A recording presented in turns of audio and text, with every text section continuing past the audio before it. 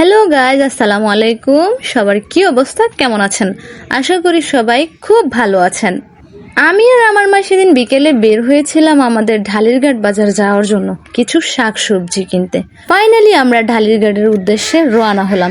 যেতে যেতে আমি কি করলাম দেখেন, রাস্তার পাশে দাঁড়িয়ে থাকা গাছপালাগুলা ভিডিও করছিলাম, কেননা সবুজ গাছপালাগুলো আমাকে এত মুগ্ধ করেছে যে ভিডিও না করে থাকতেই পারলাম না। তারপরে এই যে দেখেন, এই জায়গাটা ঘিরে অনেক গল্প রয়েছে। এই জায়গাটা অনেক ভুতুরে একটা জায়গা। এখানে নাকি দিনের বেলাও অনেক কিছু দেখা যায়, রাতের বেলাও অনেক কিছু দেখা যায়। দিনের বেলা আসতে এখান দিয়ে এত ভয় লাগে, তো রাতের বেলা তো কথাই নেই। তারপরে এখান দিয়ে আসতে অনেকগুলো কবর পড়ে। তারপরে এই যে দেখেন আরেকটা কবরস্থান। এর পাশে অনেক অ্যাক্সিডেন্ট হয়।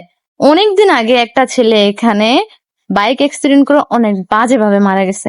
তার পাশেই একটা ধান ক্ষেত। রাস্তার অপোজিটে ছিল একটা প্রাইমারি স্কুল। চারিদিকটা সবুজে ঘেরা ছিল। এত ভালো লাগতেছিল। এই ফিলটা আপনি তখনই পাবেন যখন কোনো গ্রামে আসবেন। মানে গ্রামের মজা তো গ্রামে। এরপর দেখেন এই যে দর্জিগো মসজিদ। এই মসজিদটা অনেক সুন্দর, ভিতরে অনেক সুন্দর। মসজিদটা ক্রস করে আসার পর এই যে দেখেন একটা ধান ক্ষেত। ধান ক্ষেতের মাঝখানে ছিল একটা বিল্ডিং। বিল্ডিংটা অনেক সুন্দর ছিল। কিছু লোক ধান কাটতেছিল। তো মামাকে জিজ্ঞেস করতেছিল এত তাড়াতাড়ি কেন ধান কেটে ফেলতেছে। পরে মামা বলল বর্ষাকালের ধান তো তাড়াতাড়ি কেটে ফেলাই ভালো। তারপরে এই যে দেখেন রাস্তাটা ভাঙা, এই যে দেখেন কিছু কবরস্থান। এগুলো দেখলে মনে হবে যেন অনেক বছর পুরনো। মানে আসার পথে অনেকগুলো কবরস্থান পড়ে। এত ভয়ানক একটা রাস্তা, কি বলবো। তো সবগুলো রাস্তায় মানে অনেক ভয়ানক, কি বলবো, অন্ধকারচ্ছন্ন। দিনের বেলায় এত ভয় লাগে, তো রাতের বেলা জানি না কারা এখান দিয়ে যায়। তারপরে চলেন এই মামাটা সম্পর্কে কিছু বলে। তো ওনার নাম হচ্ছে মন্নান। ওনার বাড়ি আমাদের বাড়ির পাশে।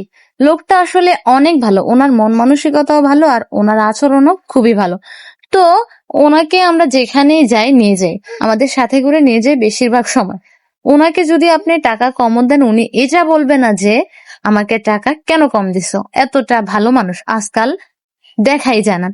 তো এই যে আমরা ফাইনালি চলে আসলাম ঢালিরঘাট বাজার।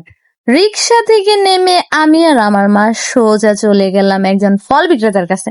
ওনাকে মা জিজ্ঞেস করতেছিল আম কত করে। এই ফাঁকে আমি পুরো বাজারটা ভিডিও করে নিলাম। তখন 3টা বাজে। তো ভালো করে কোনো দোকান এখনো খোলেনি। তারপরে আমরা চলে আসলাম একজন সবজি বিক্রেতার কাছে। ওনার কাছ থেকে আমরা কিছু সবজি নিলাম। তো সবজিগুলো ক্যারি করার জন্য আমি 10 টাকা দিয়ে একটা ব্যাগ নিলাম একটা মুদি দোকানদার থেকে। তারপরে চলে গেলাম ফুচকার দোকানে। তো আঙ্কেলকে বললাম 100 টাকার ফুচকা আমাকে পার্সেল দিতে। তো পার্সেল হাতে নিয়ে আমরা চলে আসলাম রিক্সার কাছে। তো দেখলাম মামা রিক্সাতে বসে আছে। তো ওনাকে বললাম যে চলো মামা, এখন যা যাক। এরপর আমরা রওনা হলাম শাহজালাল মার্কেট মেডিসিনের দোকানে। আমার মায়ের জন্য কিছু মেডিসিন নিব। তো যাওয়ার সময় একটা বাড়ি চোখে পড়লো, তো ভিডিও করে নিলাম। কতটা ভয়ঙ্কর একটা বাগান বাড়ি দেখেন, ভাবলেই কেমন হাত পা ঠান্ডা হয়ে যায়। জানি না মানুষ এখানে কিভাবে বাস করে। কি বলবো, এত ভয়ঙ্কর ছিল। আশেপাশটাও কতটা নির্জন ছিল, কি বলবো। কেউ নিজের চোখে না দেখলে বিশ্বাসই করতে পারবেন না। তারপর আমার মা চলে গেল মেডিসিনের দোকানে, মেডিসিন নিল। এরপর আমরা রওনা হয়ে গেলাম আমাদের বাড়ির উদ্দেশ্যে। তো দেখেন আসার সময় দেখলাম আকাশটা এত সুন্দর, তো কয়েকটা ভিডিও ক্লিপ করে নিলাম। এটা হচ্ছে আমাদের এলাকার একটা বড় মসজিদ, তালুকদার বাড়ির মসজিদ। এখানে সবাই জুমার নামাজ, ঈদের নামাজ আদায় করে। তো পাশেই ছিল একটা কবরস্থান। তারপরে এই যে দেখেন ফাইনালি এলাকায় চলে আসলাম। দেখেন দোকানগুলো খোলা, মানুষও চলাফেরা করতেছে। তো রিক্সা থেকে নেমে গুটি গুটি পায়ে আমি বাসার উদ্দেশ্যে রওনা হলাম। মানে বাড়ির ভিতরে এখন ঢুকবো, পাশেই আমার বাড়ি। তো হাতে ছিল বাজারের ব্যাগ। তো ভিউয়ার্স, কেমন লেগেছে আমার আজকের ব্লগ ভিডিও জানাতে ভুলবেন না। সবাই ভালো থাকবেন। Take care. আল্লাহ হাফেজ। আসসালামু আলাইকুম।